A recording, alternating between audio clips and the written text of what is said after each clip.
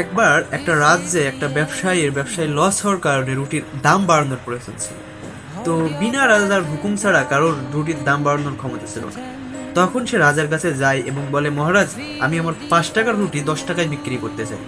তখন রাজা বলে যে, তুমি 10 টাকা কেন, তুমি এই রুটি 30 টাকা করে বিক্রি করবে। তখন ব্যবসায়ী বলে যে, মহারাজ, এত দামে যদি বিক্রি করি তাহলে তো প্রজাদের ভিতরে হাহাকার তৈরি হয়ে যাবে, তারা তো সব না খেয়ে মারা যাবে।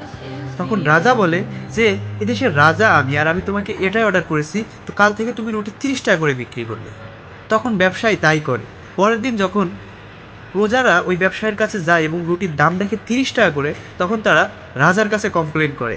এবং রাজা বলে, কে এই কসাই ব্যবসায়ী, তাকে এখনই আমার সামনে ধরে নিয়ে আসা হোক, সে আমার প্রজাদের এমন করে লুটতেছে।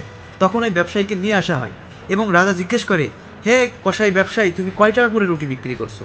তখন ব্যবসায়ী বলে, 30 টাকা মহারাজ। তখন রাজা বলে, তুমি এখনই এই রুটির দাম অর্ধেক করে দিবে। তো তার মানে রুটির দাম হলো 15 টাকা। তারপরে প্রজারাও খুশি, ব্যবসায়ীও খুশি এবং রাজাও খুশি। So at the same case এখন আমাদের সাথে হচ্ছে।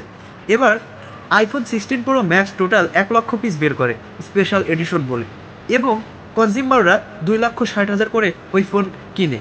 তো সব ব্যবসায়ীও তারপরেও খুশি, এবং কনজিউমাররাও খুশি, এবং দেশের সরকারও খুশি নির্দিষ্ট ট্যাক্স পাওয়ার কারণে।